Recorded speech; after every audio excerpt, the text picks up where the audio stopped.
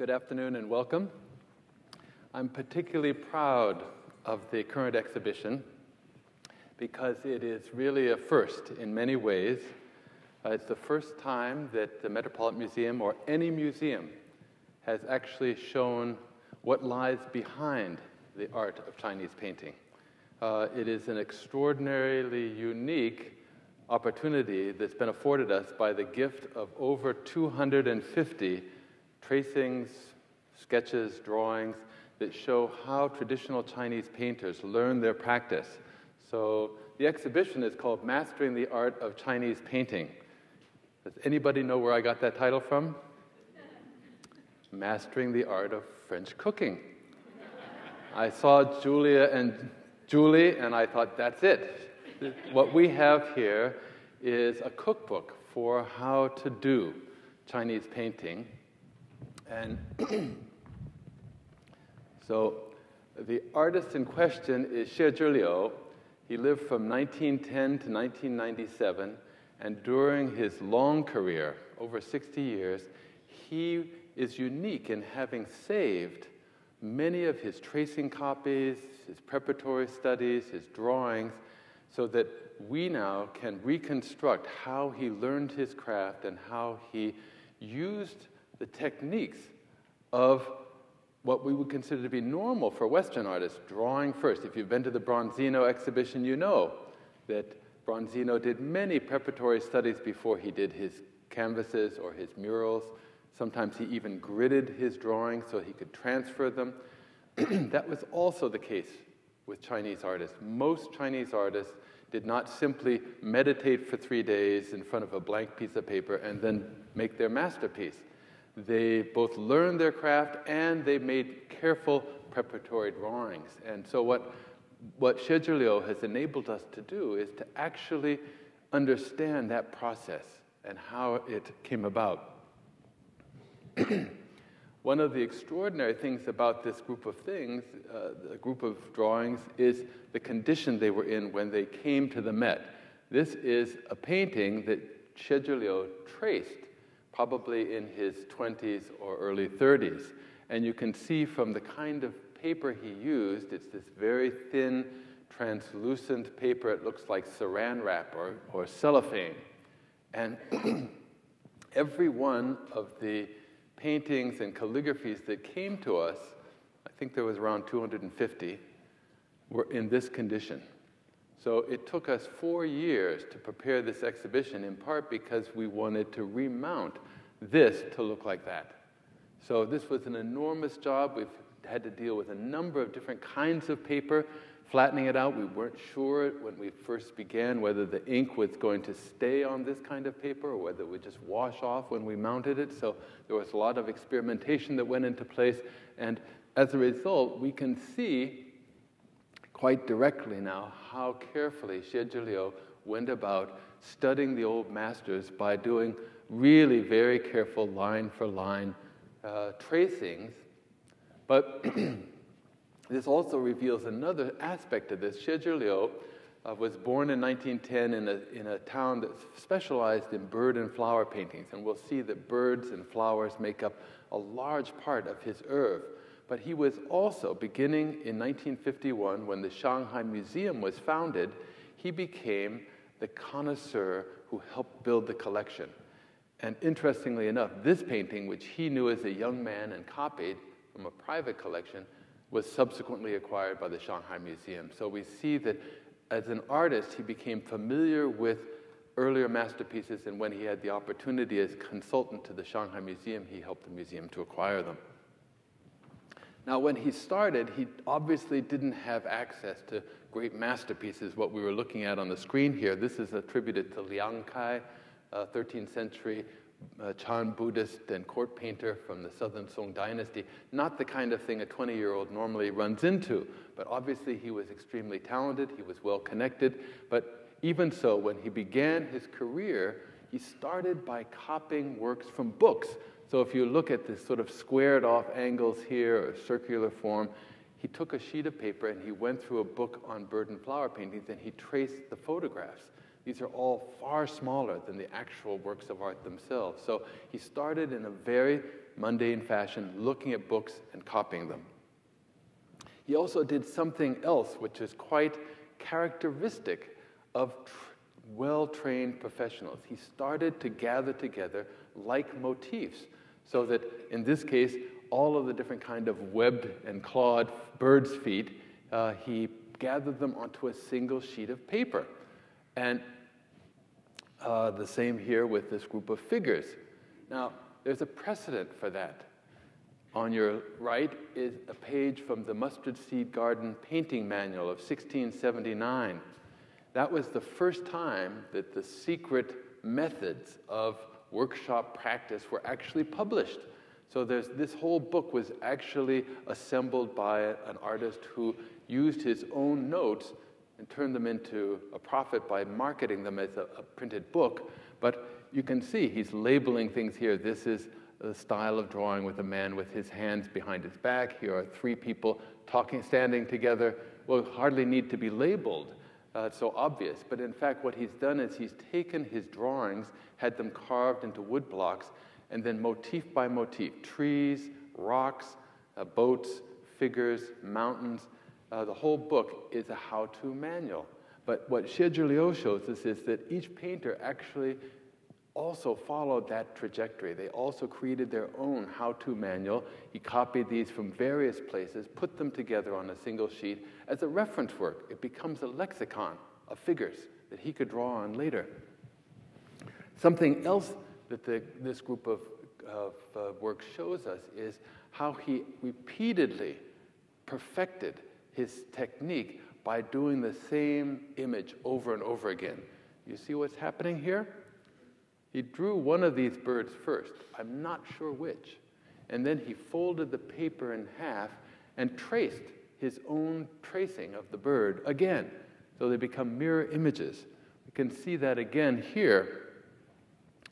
Obviously, he traced two birds side by side, and then this one, he folded the paper down the middle and went over it again, and then he folded it this way and traced it yet again.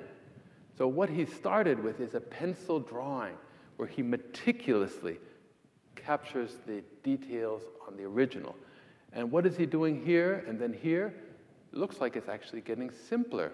I think what he's doing is he's trying to learn how to draw with a brush now, not with a pencil, and capture the overall shapes and forms and movements of the brush to create the image of the bird without doing all the finicky, meticulous tracing that went into the first step, but actually how he can sort of bring that into his hand as a memory of how to do these things, so he could do it over and over again.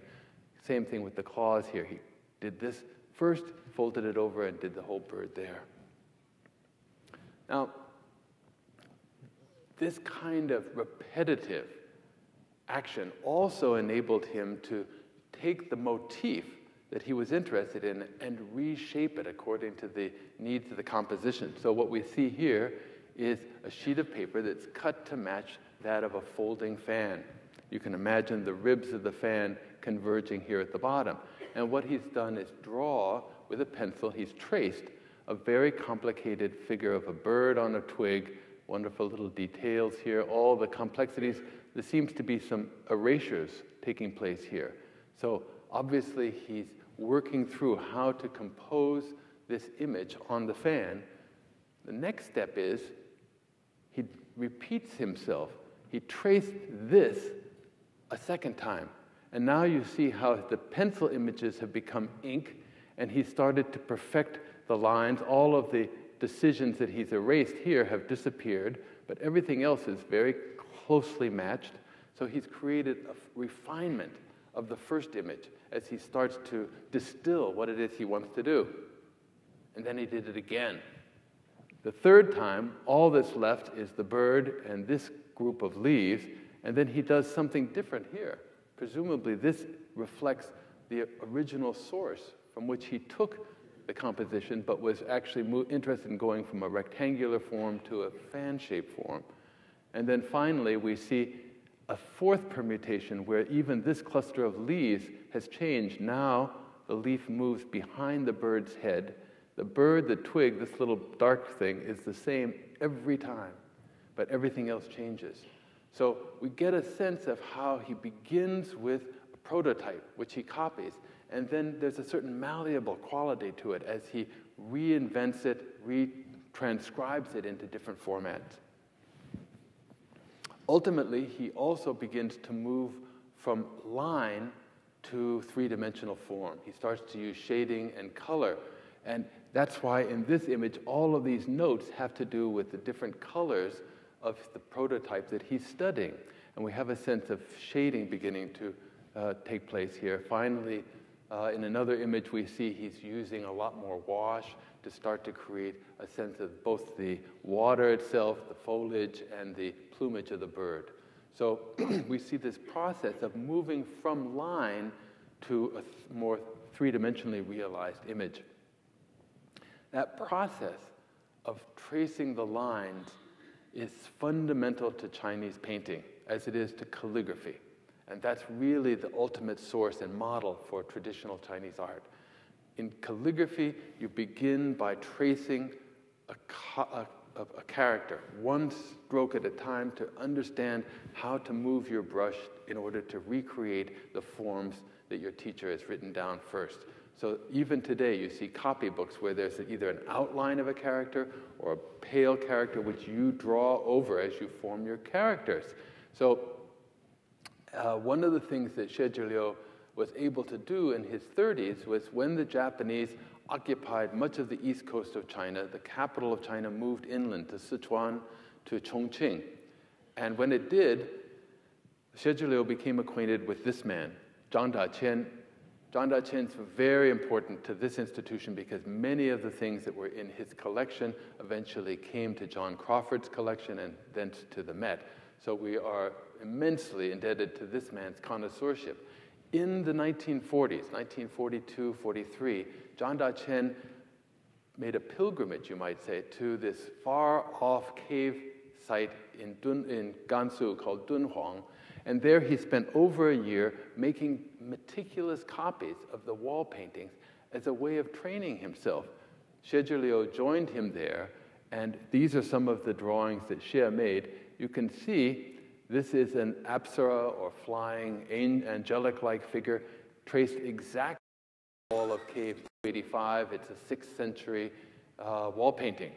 So what we're seeing is that Xie began studying the later materials, bird and flower tradition, but given this opportunity, he began to learn about Buddhist mural painting as well.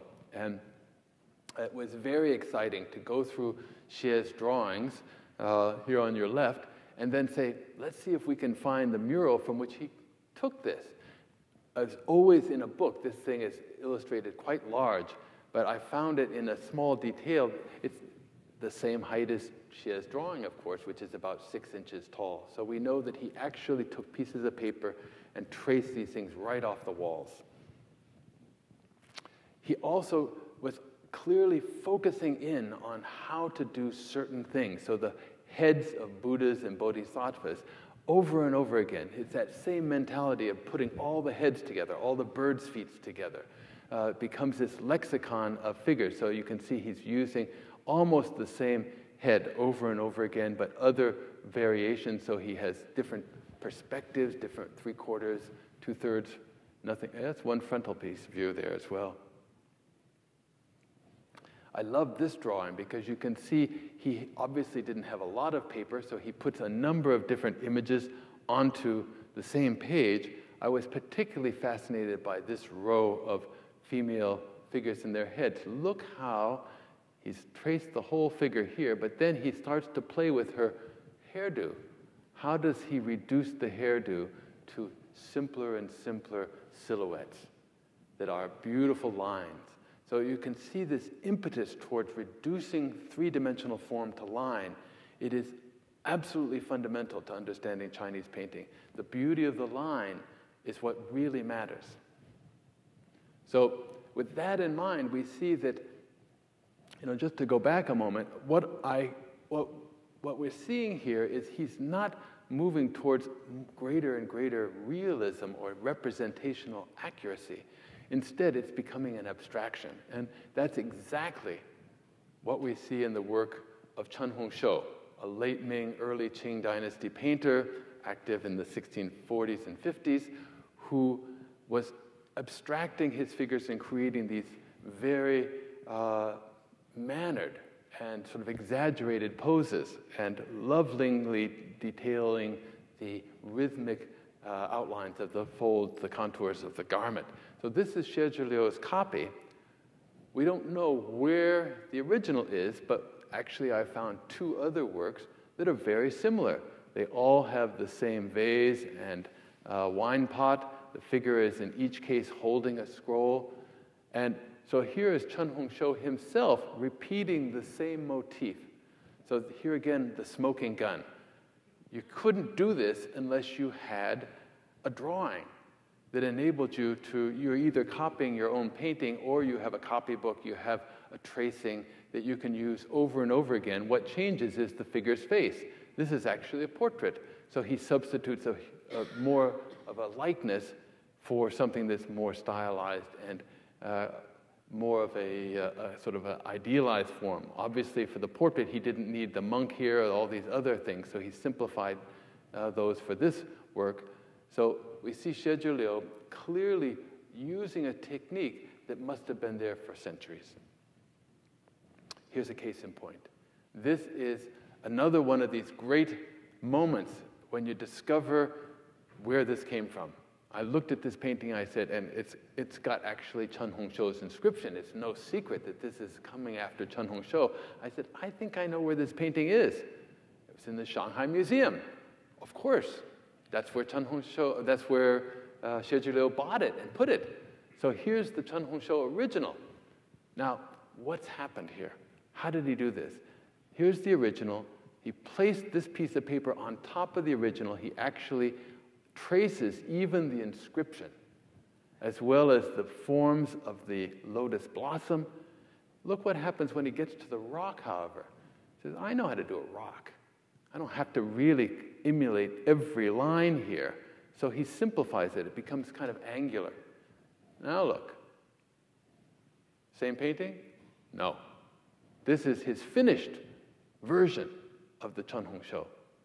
He adds his own inscription here to let us know, and even the seal he puts underneath Chen Hongshou's inscription is his own seal. So there's the source. Here's the finished copy. We can see that the rock is not only different, but he's done something as well. He's added shading to the rock to make the contours more three-dimensional. Did you notice that this is a hole in the rock here? Well, it's hard to see in the original, but by shading the rock, he makes it clearer. So we now can reconstruct the whole creative process. The original, the tracing made on top of the original, and then this piece of paper is laid over with this sheet of paper, and he can meticulously focus on making the lines beautiful because the composition's all worked out. If he just had a blank piece of paper and he was looking at this painting and then drawing it, he could have gotten the proportions wrong. So by having this tracing copy as a guide, like a roadmap, he can now concentrate on making each of these lines and dots as interesting as possible, juicing them up without worrying about getting the proportions mixed up. That's how it's done. So we have a couple of examples where it's not a tracing copy, but you can see if this is what Chen Hongshou does, this is what Xie Zhiliu does. He's clearly copying a model. You can see some of the broken tips of the bamboo are the same here. So he's getting the composition. He's getting the concept of plum blossoms and the knotted holes. So when we get to a Xie Zhiliu original, and this we actually can see from the inscription. This is actually Zhang Dachen's laudatory inscription. Here's Xie Zhiliu's inscription. We know that Xie Zhiliu painted this when he was in Dunhuang. Out in the middle of the desert, he didn't bring along all of his tracings, I'm sure. So we can be very sure that this painting was done freehand. But when we look at it compared to the Chen Hongshou style that he's emulating, we can see that he's really mastered the technique. Not only is his inscription in the style of Chen Hongshou, the meticulous style of the drawing, these elongated knot holes in the branch coming right out of Chen Hongshou. And yet, it's not the same. He's not trying to simply make a copy. Ultimately, the goal of the artist is to master a technique to such a degree that he can begin to make it his own. And that's clearly what has happened here. Nonetheless, even as a professional working now in the 1940s, this painting was done in 1947, so Xie was born in 1910, so he's 37 years old. After the war, he's supporting himself as an artist. In order to make a complex and intricate painting like this, he first created a drawing. Here's another great discovery. We own the drawing. It turns out somebody in Queens owns this painting.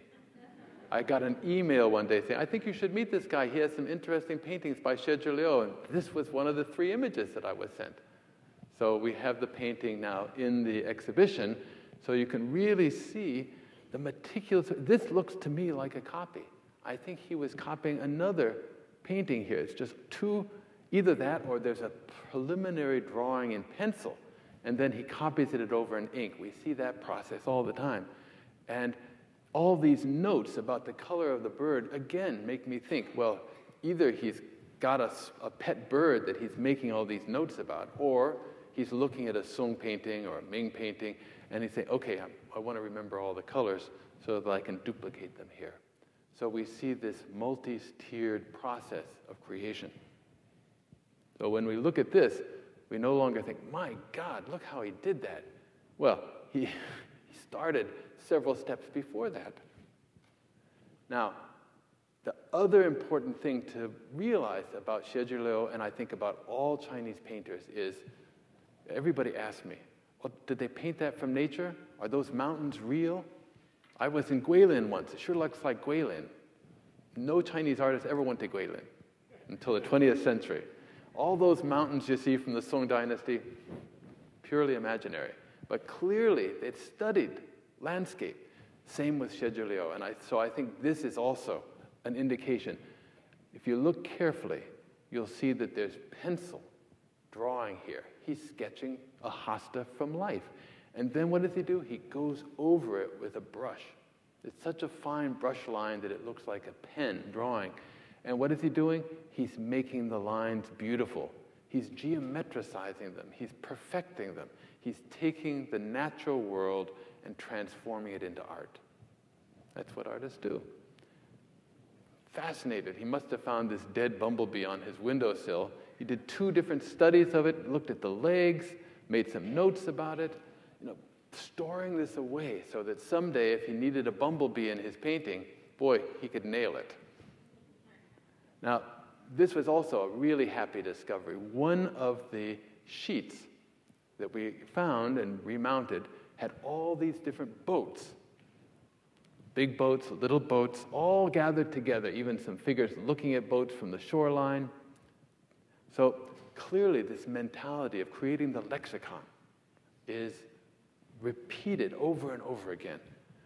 We also acquired a bound book of sketches, probably dating to when he was in his 20s or early 30s. One of the pages had that boat. Suddenly we say, aha, it's the aha moment. This is pencil. He put that boat sketch underneath this piece of paper and redrew it. When he saw this boat in life, it was next to the shore, so the gangplank was there. They took it away. So now he can put it into a painting. He can have this boat being navigated down the river. No clue that he actually took this from a live boat. And what does he do? The same process. All of the hesitant lines that are built up there become more regular, more beautiful. This is where I think he saw the boat. This is a remarkable example from that same sketchbook of a clearly Western-style perspectival rendering of this river scene with the boats pulled up along the shore. Where did he learn to do this? We have no idea. We don't know about his early training. I think it was clear that he was learning from a Chinese traditional master, but at the same time, he must have been aware of Western art, must have been looking at books of Western drawing, and going out there and doing a very creditable job of painting this scene from life. Very complicated, very accomplished. The same here. Look at the way he shaded the mountains with hatching marks. And I love the sense of realism that intrudes here. He's got a lamppost right in the foreground. He could have edited that out. It's a really nice touch.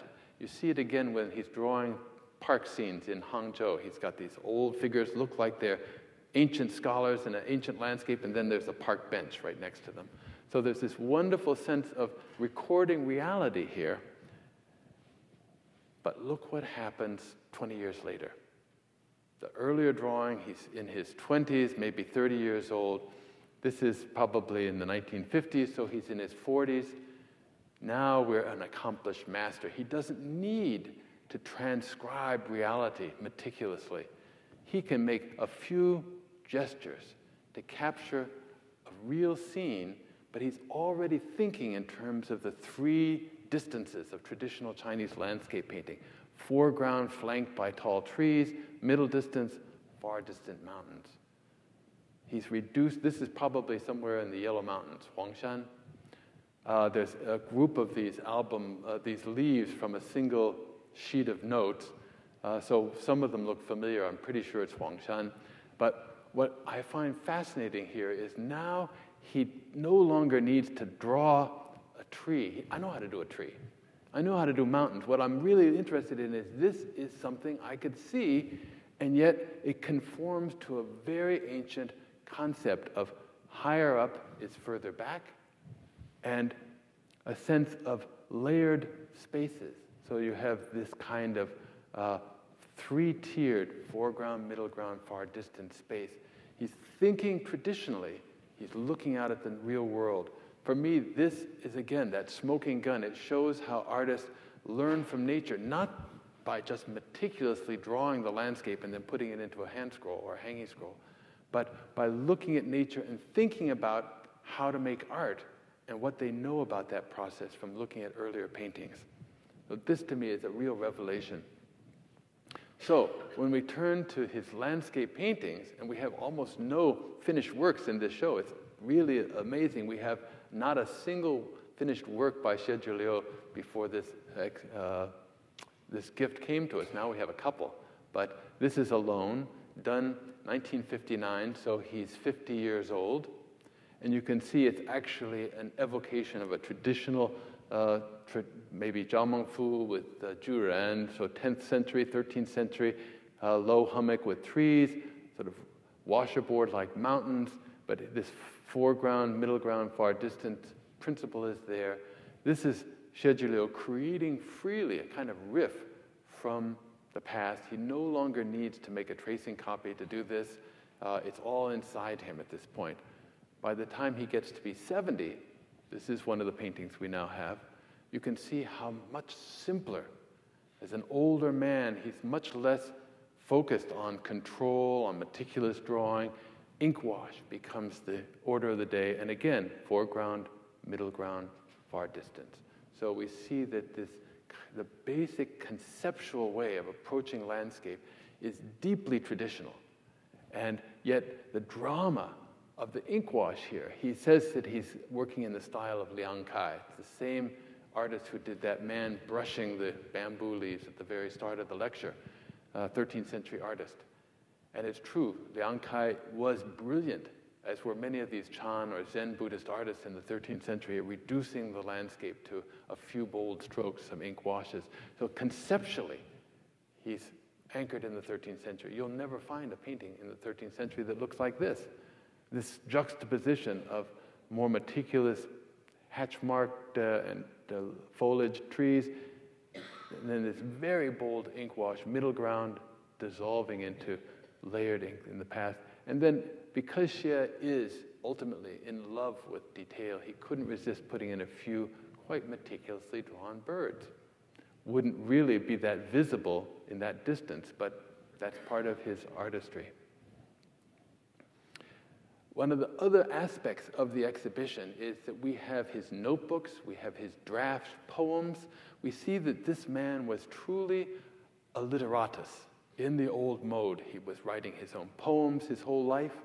And when he became a little bit hard of seeing, he takes up a whole new direction as a student of the past. He starts to emulate 8th century calligraphy, but not any calligraphy, it's cursive script.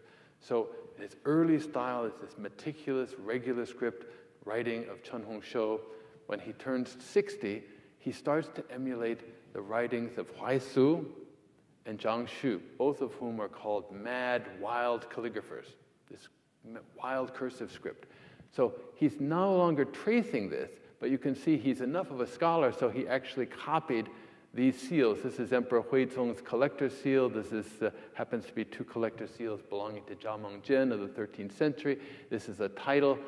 He's traced all, he's copied all of this in his complete transcription of this earlier manuscript. And here we see him emulating the style of the 8th century calligrapher.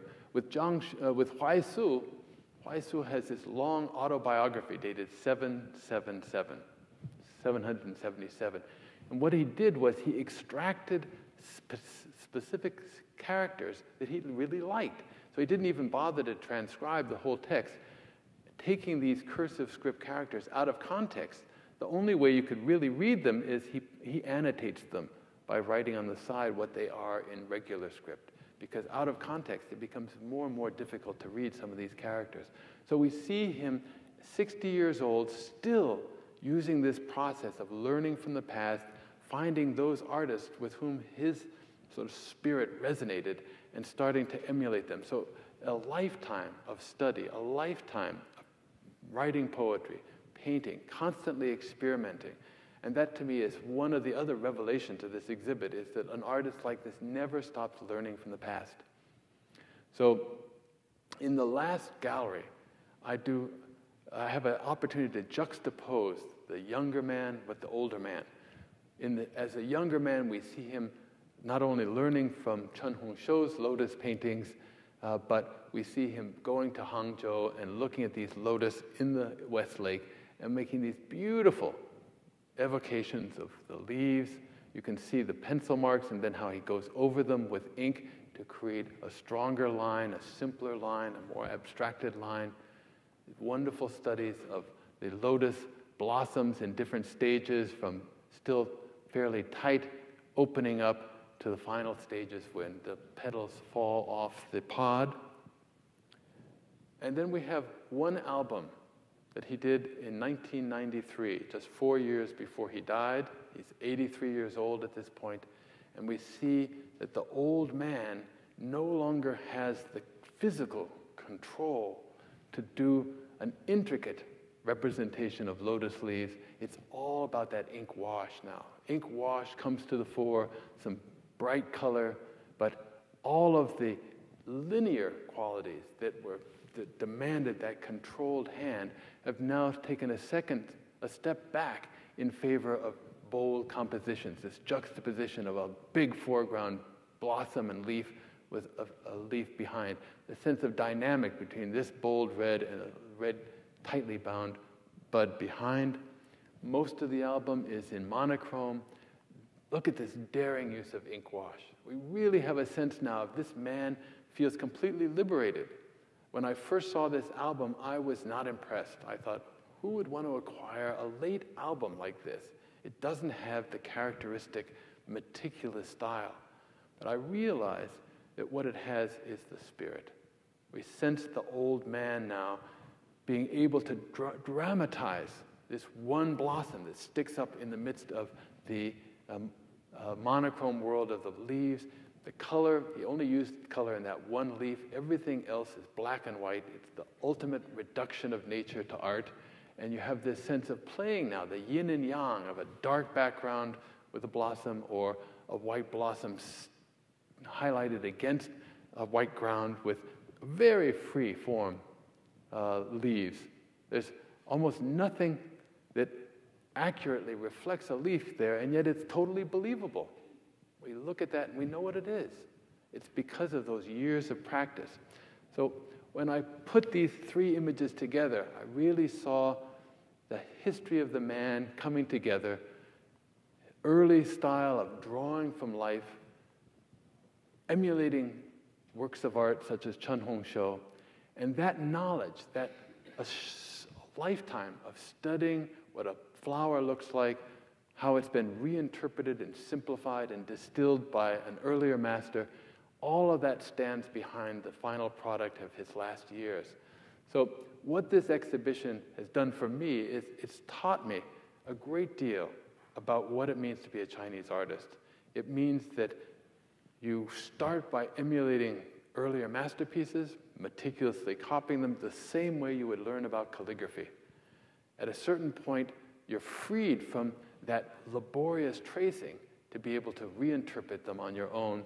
And ultimately, and even through your old age, it's the spirit of the flower, it's the spirit of the landscape, it is your own personality, your own self-expression that's what matters most. Thank you.